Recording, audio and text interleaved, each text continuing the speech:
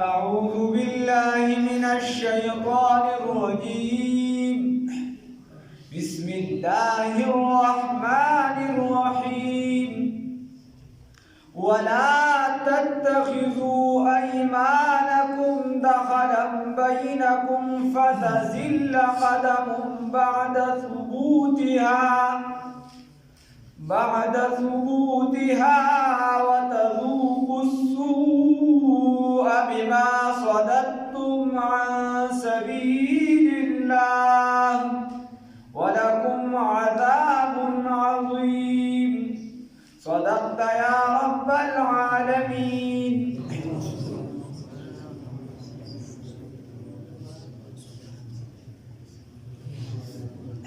دا وعدی متعلق احکامات شروع شوی. الله رب العزت فرمایي چې چا سره وعده وکړي او دا وعده په حق او قسم وکړي په یو خبره باندې دا قسم په حق وي دا مه ماتوي.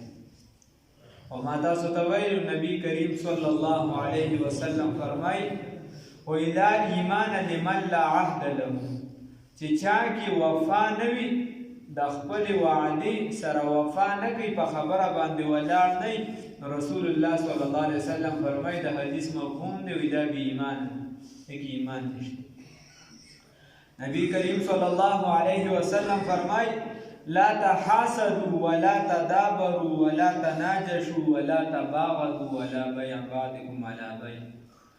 وی تاسو چې دی د یو بل سره حسد او کینه مه کوئ، یو بل سره بغض مه کوئ او یو بل سره چې دی رنجش او خفګان مه پیدا کوئ. څوک فرمایي؟ زمونږ او ستاسو ښکلي پیغمبر محمد رسول الله صلی الله علیه وسلم. او تاسو د یو بل سره بغض او عناد مه کوئ. او بیا نبی کریم صلی الله علیه وسلم فرمایي وی چې یو کس بیع کوي، ما تاسو ته ویلو مثال په طور زما چا سره خبره وشي چې دا ګیلاس درنه په 10 روپۍ لم او بل کس راشي او هغه ته پته ده چې زموږ دواړو بیع شوې ده او دی ورته وایي چې یاره په 12 یې درنه علم، نو د بل چا په بیع باندې خپله بیع مه کوئ، په یو رشتې باندې بله رشته مه کوئ بل ځای کې راځي. نو بیا رسول الله صلی الله علیه وسلم فرمایي وکونوا عباد الله اخوانا، ای د الله بندګانو څه وایي؟ ای د الله بندګانو، ای زما امتیانو، تاسو څه وشئ؟ تاسو ټول رونه شئ. تاسو څه شئ؟ رونه شئ. اختلافات ختم کړئ. الله دې زموږ نه ختم کړي. نو دغه شان دی آیات کې الله رب العزت فرمایي چې ای ولا تتخذوا ایمانکم، وی تاسو منیسئ د خپلو وعدو لره د خپلو قسمونو لره دخلا بینکم د پاره د مکر و فریب، چې ته قسم وخوري هغه په دروغه باندې وخوري، او چې کم کس قسم خوري او په رښتیا وخوري، کم کس قسم خوري او په رښتیا وخوري، نو د ده د زندګۍ نه سکون وچتېږي او ژوند یې چې دی نو هغه خرابېږي چې بیا کم کس په دروغه باندې خوري. نبی کریم صلی الله علیه وسلم فرمایي د آخري زمانې دا یو نښه ده، د حدیث مفهوم داسې دی چې خلک به قسمونه ډېر خوري.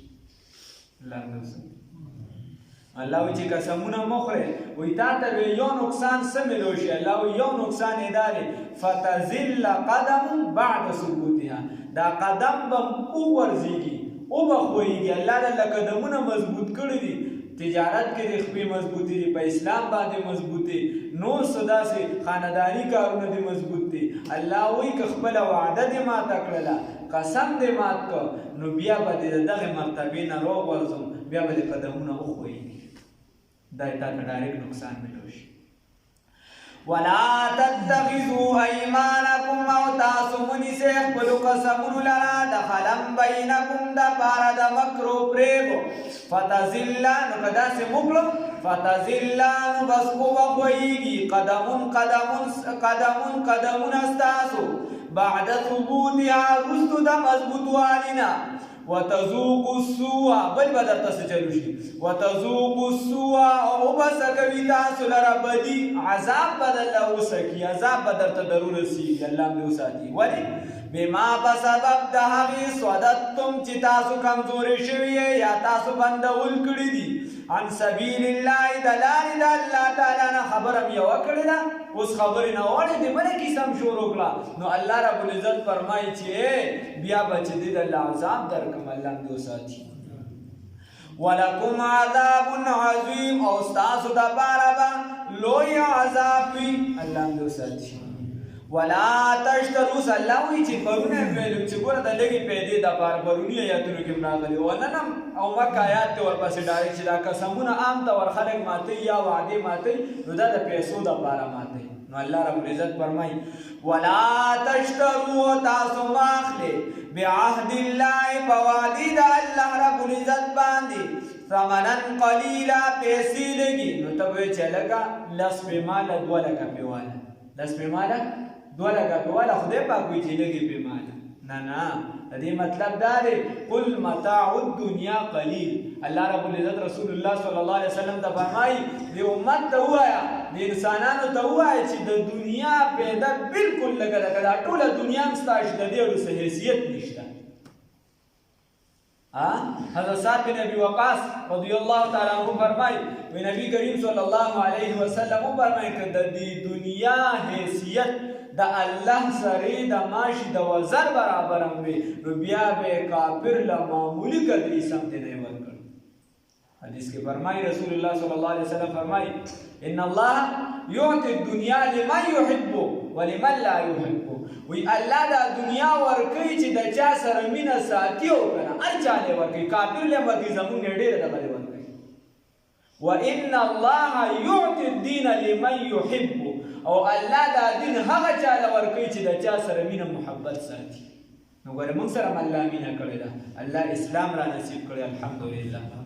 دا الله خدای شته ډېرو مالدارو خلکو ته اسلام نه نصیب شي، دا د الله یو ورکړه ده، متعیس هم نه دي کړی دی. الله وایي ولا تشتروا، تاسو مه اخلئ بعهد الله، په وعدې د الله تعالی باندې ثمنا قلیلا، لږې پیسې. اوس الله وایي انما یقینا هغه څه عند الله چې د الله سره دي ستاسو دپاره، هو هغه خیر لکم غوره دي ستاسو دپاره. انما یقینا هغه څه عند الله چې د الله سره دي، هو هغه څیز خیر لکم دغه غوره دي ستاسو دپاره. ان کنتم تعلمون، که چېرته تاسو پوهیږئ. الله وایي وعده مه ماتوه، د الله احکاماتو منه، د بنده سره دوکه مه کوه، د هغه سره مو وعده وساته. نو یې د دې په بدله کې چې الله څه درکوي هغه ډېر زیات دي. ته به د دنیا لږې پیدې ته نه ګورې، الله وایي چې زه څه درکوم ډېر زیات دي. مال به لږ وي، برکت به پکې واچو، ډېر به وي، بیمارۍ به در باندې راولي، هېڅ هم نه شي. الله وایي ما هغه څه عندکم چې د ستاسو سره دي ینفد، دا ختمیږي. الله وایي چې تا سره پیسې دي، لږې دي که ډېرې دي. بلا مالدې نمرود سره ټوله بادشاهي به نو څه وشو؟ شداد سره به ځان له جنت جوړ کړو د نرزوي، څه چل وشي؟ فرعون سره به څه چل وشي؟ الله وایي ستا سره چې څه دي دا ختمیږي. وما عند الله، او هغه چې د الله رب العزت سره دي باق همیشه دي، هغه همیشه دي. ولنجزین الذین، او خامخا به بدله ورکو هغه کسانو د صبرو چې صبر یې کړی دي، اجرهم د نیکۍ د دیو باحسن، په ډېر غوره ما د هغه څه نه کانو یعملون چې دوی کوم عمل کړی دی. الله رب العزت فرمایي چې چا د نیکۍ عمل کړی دی، چا نیکي کړې ده، نو دله به دا نه چې 1 روپۍ لګولې یوه نیکي به ورکړو. الله وایي ډېر زیات اجر و ثواب به ورکړو. 1-2 رکعته نفل یې کړي ده دې نه، په عام معمول کې د یو سبحان الله په 10 چنده ثواب درکوي، د خدای په لار کې په 200 یې درکوي، او ورپسې یضاعف لمن یشاء چې د الله خوښه وي. اوس د خدای لارې ته به چې دا ټولې د خدای لارې نه، چې د دین پسې وځي، د دین په طلب کې وځي، چې په هره شعبه کې وځي. که هغه به ته ده هغه ته د دعوت په لار کې ځي، هغه ته د ترجمې لاره روانې پور دې اراده وکړه چې وایي زه به د قرآن دې ویلې دي که نه دې ویلې، پرې پوهېږي که نه پوهېږي، وایي زه به د دین مسله زده کوم. تا ته فرشتې د رحمت وزرې غواړي، تا ته چې دې نیکۍ لیکي او یو نیکي دې په 200 ده، او یضاعف لمن یشاء چې د الله څومره خوښوي دومره یې زیات کوي. او زه به ګناهګار یم، هر څه به یم، خو الله وعده کړې ده د دې ثواب. الله دې را نصیب کړي. ولنجزين الذين وهمها بدل ورکو هغه کسانو د صبرو چې صبر یې کړی دي اجرهم اجر د دیونو صبر یې پس کړی دی په وعده باندې کړی دی ظاهري ورته نقصان ملاوي ده او صبر یې وکړي خیر الله وی اجر ورکړي باحسن ما كانوا يعملون غره د هغې نه چې دوی کوم عمل کړی دي من هغه څوک عامله چې عمل یې کړی دي صالحا د نیکۍ من ذکر د نارینه‌ونه او انثی یا د زنانه‌ونه وهو مؤمن حال دا دی چې دغه بنده مسلمان وي فلنحینه نو زندگی به ورکو ده ته حیاتا طیبه زندگی پاکیزه الله رب العزت فرمایي وی کم کس چې د نیکۍ عمل وکړو نو دا عمل ولا نه ضایع کړو من عمل صالحا من ذکر او انثی که نارینه وي که زنانه وي د دې به ورله بدله ورکوم الله رب العزت فرمایي الله یې توفیق راکړي چې موږ عمل وکړو خو شرط پکې دا دی الله وایي